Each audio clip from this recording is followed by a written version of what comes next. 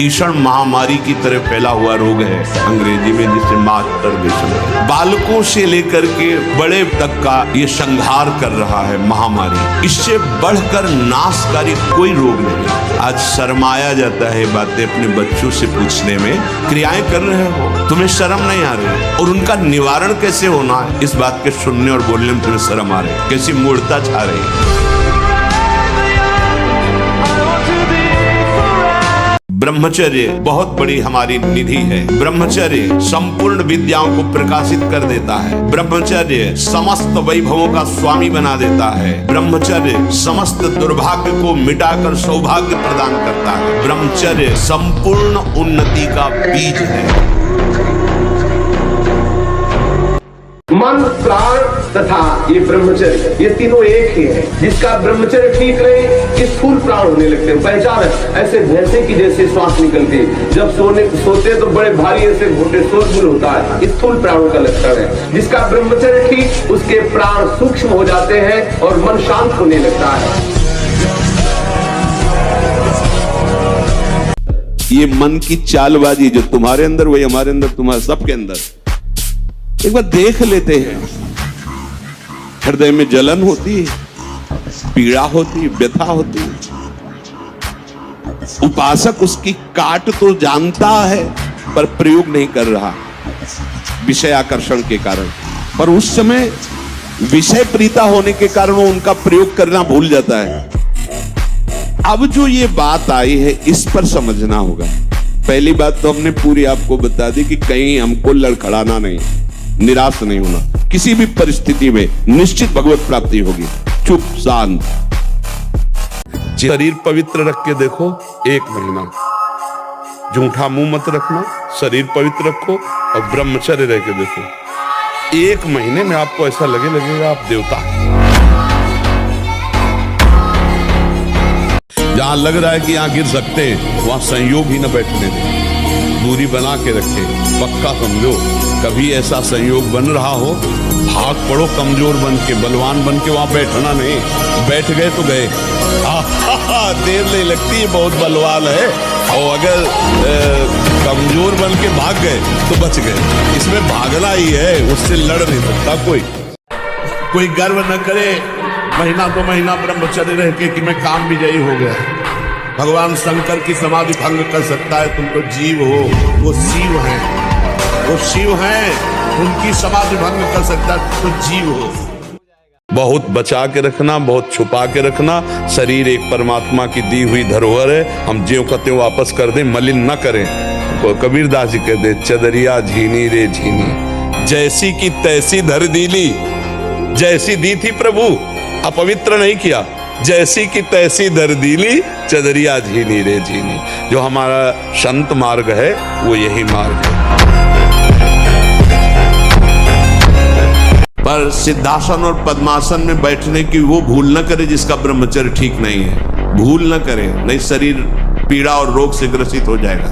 ये वायु को संशोधित करके, चर्बी को भस्म करके, शरीर को शांत करके और मन को एकाग्र करके, प्राणों को सूक्ष्म करके भगवत प्राप्ति कराने में बहुत ही सहयोगी आसन है पद्मासन और सिद्धासन। लेकिन उसके पहले ब्रह्मचर्य का नियम नहीं, तो इन आसनों पे बैठने की भूल न करें। सारा जगत आनंद की इच्छा करता हुआ विषय रूपी दलदल में धंसता चला जा रहा है। हम किसी भी विषय को, किसी भी व्यक्ति को तभी अपना मानते हैं जब हमें आनंद की भावना होती है। इस व्यक्ति से मुझे आनंद मिले, इस वस्तु के भोगने से आनंद मिले। कि जो विषय सुख आपको प्राप्त होता है, वास्तविक प्राप्त हो रहा है अंतर्मुखता से, विषय में नहीं, क्योंकि विषय तो बहिर्मुख है। वो विषय भोगते समय जब आप एकाग्र और अंतर्मुख हुए, उसका जो प्रतिबिंब पड़ा, वो यद्यपि स्वरूपानंद की ही एक वृत्ति से उसे आनंद मिल रहा, पर वो समझ लेता विषय।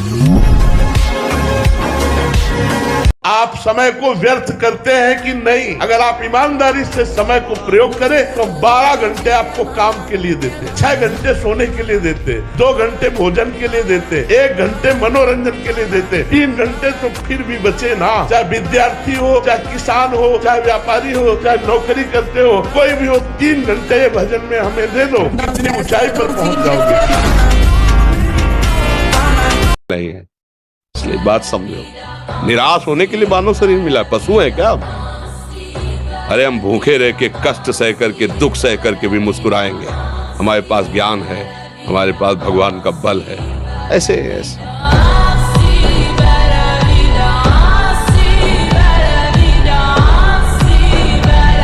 इसीलिए कहते हैं कि बच्चों को अपना प्यार माने, भगवान को अपना मित्र माने। तो 1 घंटे का संग भी बर्दाश्त नहीं, जबकि सत्संग है। हमारा मन हर समय अकेला रहना चाहता है, व्याकुल है। हम सौभाग्य मानते हैं जो अकेले होकर भगवान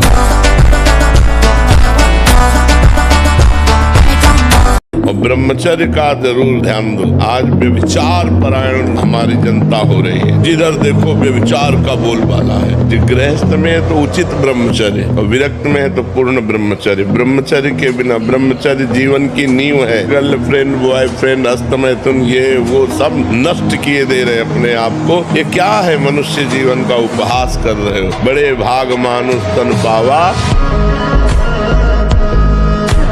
यदि छंतु ब्रह्मचर्यम चरंती, जिनकी इच्छा एकमात्र भगवत प्राप्ति की है, उनको क्या करना होगा?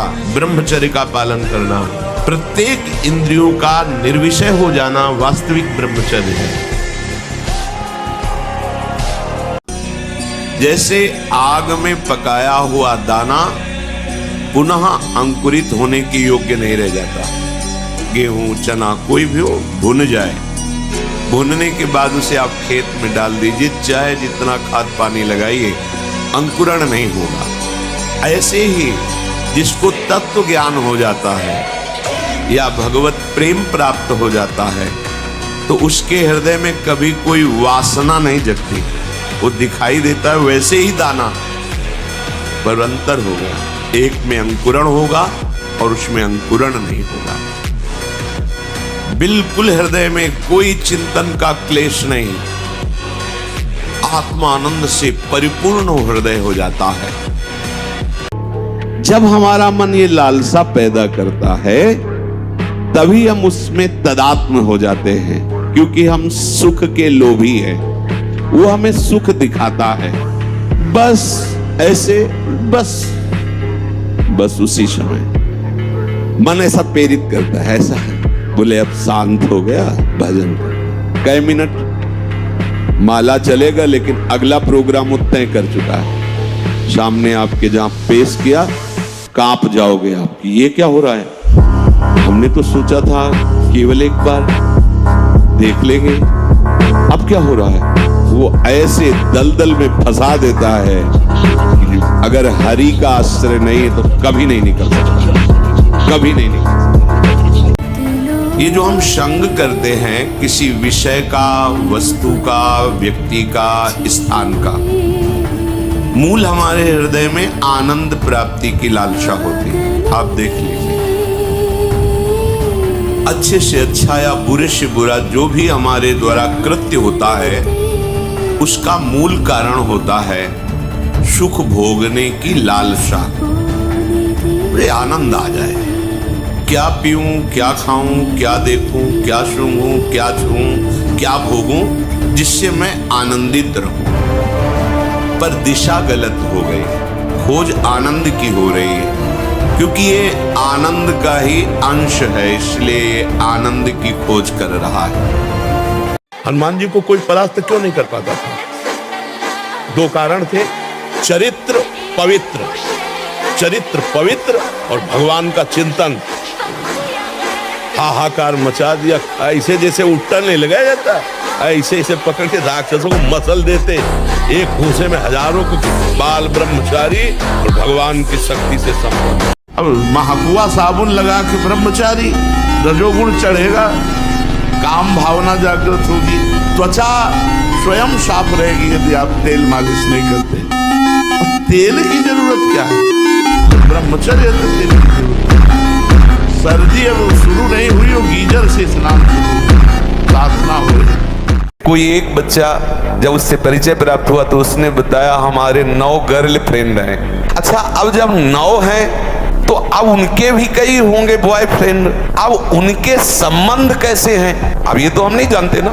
मित्र बनाना कोई दोष नहीं है, लेकिन मित्र बन के अपनी सीमा में पवित्र रहना ये बड़ी मुश्किल बात है, क्योंकि बड़े बड़े साधक जो जितेंद्रियता के मार्ग पर चलते हैं उनसे भी चूक होने की संभावना रहती है। फिर जहां ये प्रश्न ही नहीं है जितेंद्रियता का, जहां साधन का प्रश्न ही नहीं है, वहां पवित्र रहा जा सके, मुझे तो लगता है असंभव।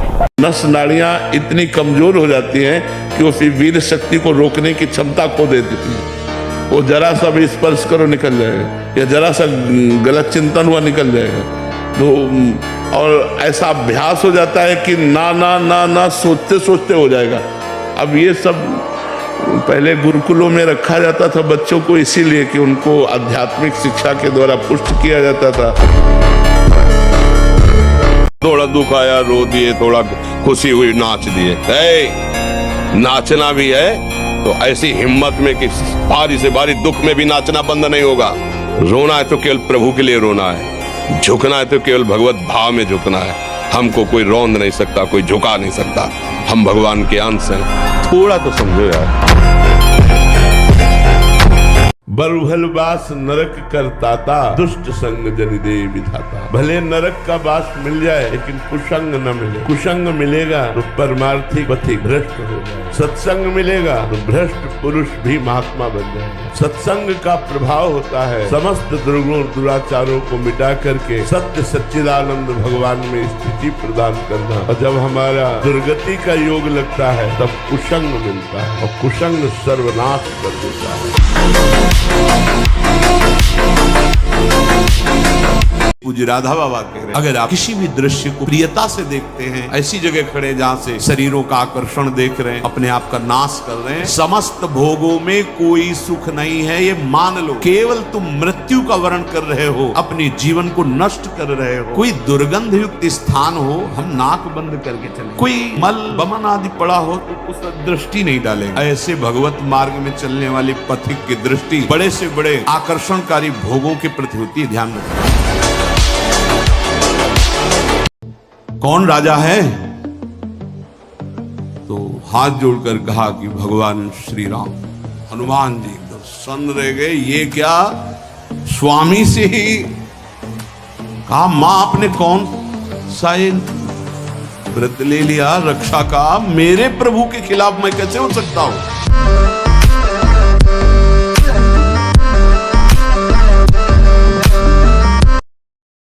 संयम, अगर संयम और ब्रह्मचर्य में तुम्हारे अंदर वो बल होगा जो बल मांस खाने से नहीं होगा। मांस खाने से आप चर्बी बढ़ा सकते हो लेकिन आप संकल्प सिद्ध नहीं हो सकते। ब्रह्मचारी व्रत स्थित है, अगर हम संयम से चले, ब्रह्मचारी व्रत से स्थित हो, जो नहीं करना वो नहीं करना, चाहे प्राण निकल जाए, और जो करना है वो उत्साह संपन्न होकर के करना है। तो हमारे अंदर जानकारियां उनका प्रयोग न करने का जो हमारे अंदर असमर्थता है, यदि हम खूब भगवान नाम जप करें, ब्रह्मचर्य से रहें, स्थिति बन जाए हमारी। ब्रह्मचर्य अत्यंत आवश्यक, जिसे आप खिलवाड़ समझ रहे हो, ये बहुत बड़ी हानि है। जिन लोगों को ऐसा लगता है कि ब्रह्मचर्य छीण करके हम घी दूध पी करके या स्वर्ण भस्म मकर ध्वज और क्या क्या, भाई ये सब उसकी पूर्ति नहीं कर सकते। ध्यान रखना।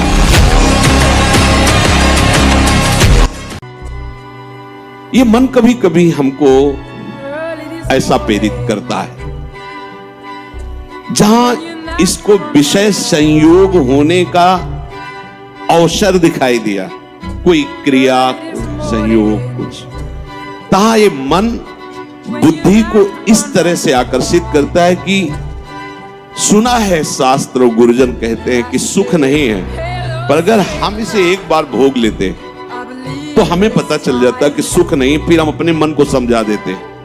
इस बात पर आपको सावधान होना है। ये नहीं कि ये हमारे हृदय में आती, इनके हृदय में आती, इनके आपके हृदय में नहीं, ये चराचर जगत की बात कह रहा हूं। शरीर संबंधी स्त्री, पुत्र, पुत्री, नाते रिश्तेदार और शरीर संबंधी भोग, इनका त्याग बिना किसी महापुरुष के सानिध्य में आए, बिना किसी महापुरुष की आज्ञा का पालन किए कोई कर ही नहीं सकता।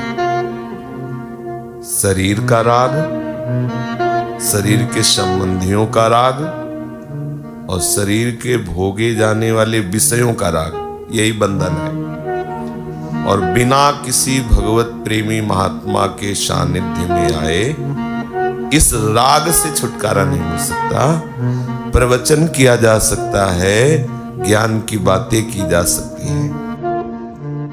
गजब की बात है, कोई शौच में बैठा हो और ऐसे दृष्टि पहुंच जाए तो ऐसे नहीं होता।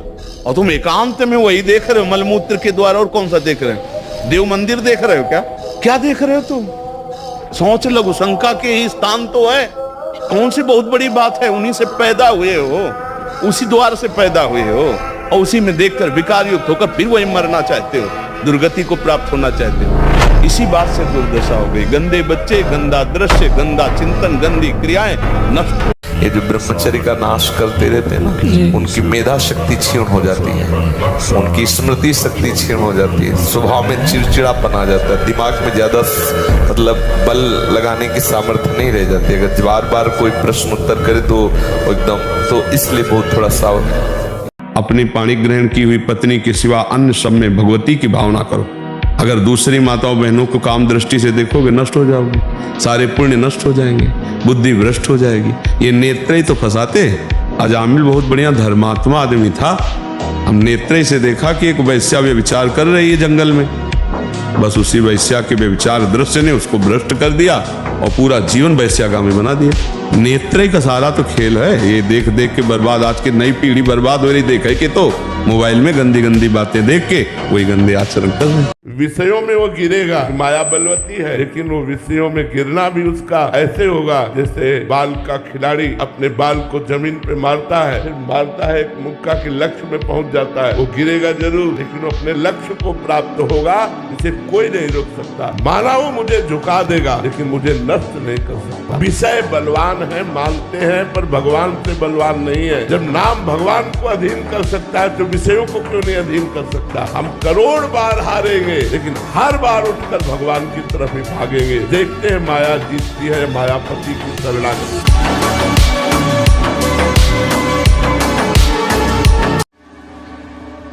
सबसे प्रार्थना है, चाहे गृहस्थ हो चाहे विरक्त, ब्रह्मचर्य पर ध्यान दीजिए। जिस वीर शक्ति का त्याग करने में आप सुख का अनुभव कर रहे हैं, उस वीर शक्ति को रोक कर देखिए आपके अंदर कितनी स्फूर्ति, कितनी स्मृति, कितनी बुद्धिमत्ता, कितनी गंभीरता, कितनी सहजता, सरलता, ये सब सद्गुण ब्रह्मचर्य प्रकाशित कर देगा। करते हैं उन गृहस्थों को जो गृहस्थ होते हुए ब्रह्मचर्य का नियम वृंदावन में लिए हुए। एक तो परिवार अमेरिका में है, सब सुविधाएं, बड़े ही सरल सात्विक वृत्ति से हितधाम में कसम खाई थी ब्रह्मचर्य की। हम दोनों मिलकर के कसम खाते हैं कि आज के बाद ब्रह्मचर्य रहेगी। कैसा जीवन। अगर आप 5 वर्ष ब्रह्मचर्य रहे केवल इसलिए कि जो हमारी संतान हो वो बहुत देशभक्त, हरिभक्त, बलवान, विद्वान, ज्ञानवान हो, और आप नियम से दोनों भजन करो, और 5 वर्ष बाद गर्भाधान करके संतान उत्पत्ति के शास्त्र सिद्धांत, अगर वो महापुरुष न पैदा हो तो बताना। ये जो लोग कहते हैं ना कि अरे बाबा लोग सब कहते हैं, देख लेना तुम्हारे पुरखा पानी पा जाएंगे, अगर बादाम ज्यादा खाओगे तो लीवर खराब हो जाएगा, देख कुछ दिन बाद देख लेना। गलत क्रिया, गलत दर्शन, गलत संभाषण, गलत आहार, इसको आप रोकिए। मोबाइल रूपी दुश्मन से बचिए। कुसंग से, जो गर्लफ्रेंड बॉयफ्रेंड वाला जहर है, इससे बचिए। ये भले समझ में लोगों को ना आवे, लेकिन हम जो कह रहे हैं उसको समझ लो। ये वो जहर है जो तुम्हारे जीवन को जड़ से नष्ट कर देगा। आगे देख लेना। संतों की बात समझ में नहीं आती है, लेकिन जैसे आंख वाले को दूर का रास्ता दिखाई देता है, पता आगे कुआं है, गिरेगा जाके। तुम्हें लग रहा है बहुत सुंदर मार्ग है, हमें दिखाई दे रहा है कुआं है, गिरोगे जाके।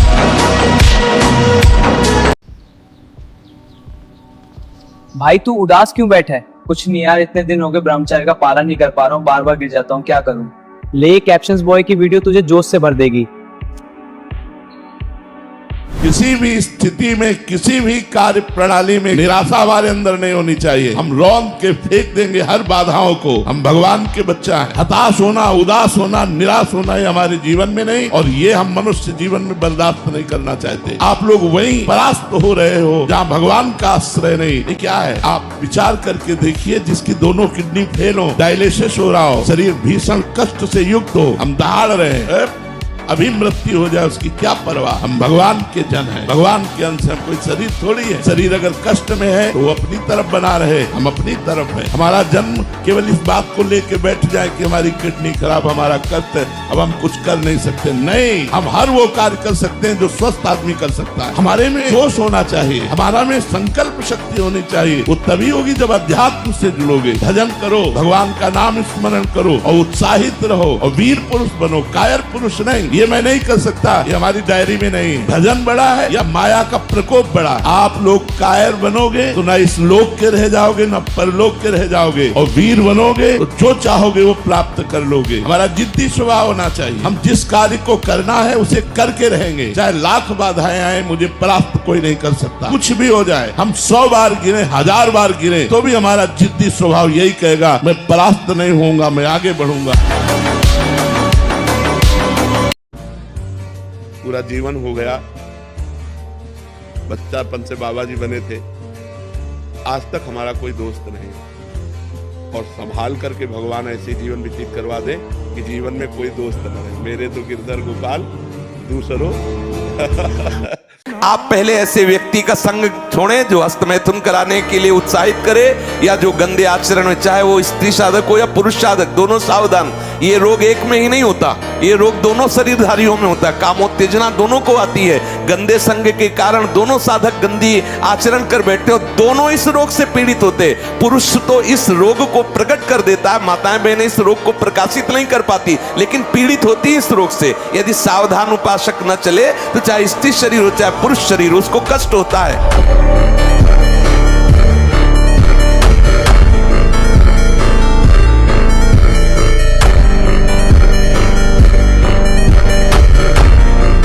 बाल्यावस्था का वीरपात बिल्कुल जीवन को नष्ट कर देता है। और यहाँ बच्चे खिलवाड़ में 2-2, 3-3 बार रोज, अब क्या होगा? उनका हड्डियों तक की सामर्थ्य नष्ट हो जाएगी। कुछ दिनों बाद देखना बंद हो जाएगा, ऐसे चौंधियाने लगोगे, खड़े होने में चक्कर आएगा, कमर दर्द करेगा, पैरों में टूटन बनी रहेगी, दिमाग में टेंशन बनी रहेगी, पढ़ोगे तो कुछ याद नहीं रहेगा, स्मृति नष्ट होने लगेगी, एक नास्तिकता छा जाएगी। आहार ठीक हो, भजन साधन से चिंतन आप अपना ठीक कीजिए, और संकल्प दृढ़ निश्चय के द्वारा उन अशुभ क्रियाओं को दूर कीजिए। जो अशुभ क्रियाएं आप करते रहें तो आप सुधर जाएंगे। नहीं तो देखो कुछ दिनों बाद ऐसा होने लगेगा, आप देखना, आपकी विचार शक्ति लुप्त हो जाएगी। आपके अंदर बिना किसी कारण के शंका बनी रहेगी, भय बना रहेगा, घबराहट बनी रहेगी, हर व्यक्ति से बात करने में चिड़चिड़ापन आए, मतलब कितनी तरह की परेशानी आ जाएगी।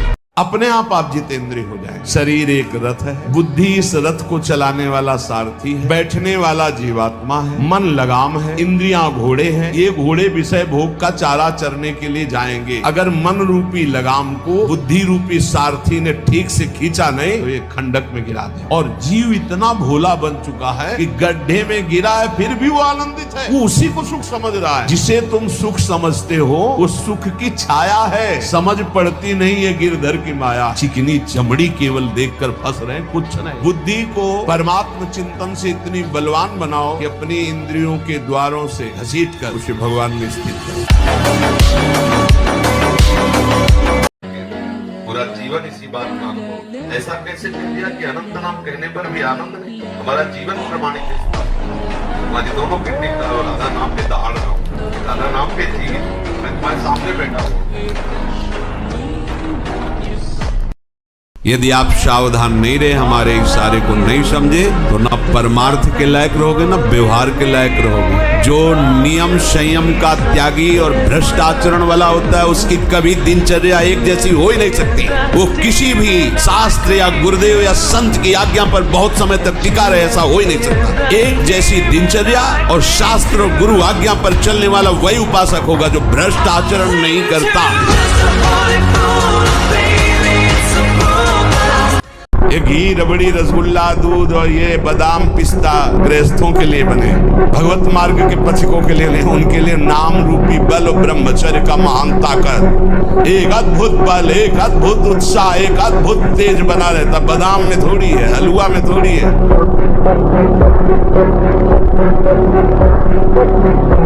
यदि वो श्यामा श्याम का अनन्य है पर विषयी है तो करोड़ों कर्मकांडी और जितेंद्रिय इसकी समानता नहीं कर सकते, क्योंकि कर्मकांडी को कर्म पर विश्वास है, जितेंद्रिय को अपनी जितेंद्रियता पर विश्वास है, और इसको प्यारे जू का भरोसा है, लेकिन इसकी बराबरी कोई नहीं कर सकता। बात करने वाले लोगों से मत मिलो, व्यर्थ के बकवाद करने वाले लोगों की तरफ मत देखो, ये क्या कह रहे हैं, क्या बोल रहे हैं, और तुम भी व्यर्थ का बकवाद मत करो।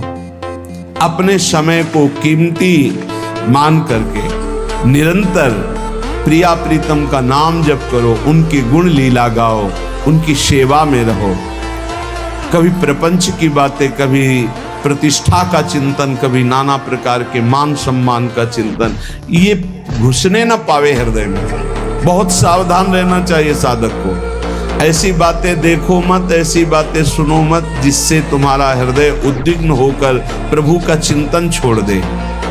सोचो अभी 12 वर्ष का बच्चा है, अब उसने गंदे आचरण शुरू कर दिए, वीरनाश करना शुरू कर दिया। अब वो जब 22 वर्ष का होगा उसकी हालत खराब हो जाएगी। अच्छा 25 वर्ष तक ब्रह्मचर्य रहा, फिर वो गृहस्थी में गया तो कुछ उसका गृहस्थी नहीं बिगाड़ पाएगी, क्योंकि परिपक्व हो गया ना, उसका जो सप्तम धातु परिपक्व हो चुकी, तो उत्तम संतान होगी और वो धैर्यवान होगा। उसका माइंड जो है काम करेगा कि हमें संयम से रहना है। अपने लोगों ने बहुत बड़ी गलती कर दी, इसलिए सावधान। अगर कुमति को दबाकर सुमति को बढ़ाना है तो नियम ले लो, चाहे प्राण निकल जाए पर पराई जिसका हम पाणी ग्रहण किए उसके सिवा किसी और स्त्री के साथ काम संबंध रहे। प्राणांते भी प्राण त्याग सकता हूं पर ना संगति में, पर मैं किसी स्त्री का, पराई स्त्री का ऐसा संयोग नहीं कर सकता। ब्रह्मचर्य के त्याग को सुख समझा जा रहा है, जबकि ब्रह्मचर्य के रोकने में सुख है। जिस वीर शक्ति का त्याग करने में आप सुख का अनुभव करें, उस वीर शक्ति को रोक कर देखिए आपके अंदर कितनी स्फूर्ति, कितनी स्मृति, कितनी बुद्धिमत्ता, कितनी गंभीरता, कितनी सहजता, सरलता, ये सब सद्गुण ब्रह्मचर्य प्रकाशित कर देगा। लेकिन बहुत से ऐसे कलयुगी दोष बन गए हैं कि वो एक दूसरे में संक्रामक फैलते जा रहे हैं। इसलिए सबसे प्रार्थना है, चाहे गृहस्थ हो चाहे विरक्त, ब्रह्मचर्य पर ध्यान दीजिए। साधक प्रातः काल जब उठे तो गुरुदेव को प्रणाम करके निश्चय करें कि आज प्रातः कालीन गुरुदेव को प्रणाम करके हम ये नियम लेते हैं कि आज शयन तक हमसे कोई भी जो पीछे त्रुटियां हुई वो नहीं होने दें। पूरा का पूरा समय भगवत चिंतन करते हुए ही हम कार्य करें। जो भी व्यवहार करेंगे वो अपने प्रभु के लिए करें। रात्रि में शयन करते समय हम पुनः इसका चिंतन करें कि जो हमने प्रातः कालीन नियम लिया था उसमें कितनी त्रुटि हुई। चिंतन करते हुए शयन करें, प्रातःकालीन फिर नियम ले, जो कल त्रुटि हुई वो आज नहीं हुई। एक दिन साधक देखेगा कि उसका मन त्रुटि रहित हो गया। हम आपसे प्यार करें बेटा, आज्ञा की मैंने इसकी रक्षा का व्रत लिया है। अभी तक ही नहीं पूछा था राजा कौन है, मान्य, और मैंने कह दिया है ऐसा। माँ आपकी आज्ञा सिरोधार, त्रिभुवन में कोई ऐसा पैदा ही नहीं हुआ कि मेरी माँ रक्षा का व्रत ले और उसे वो मार दे।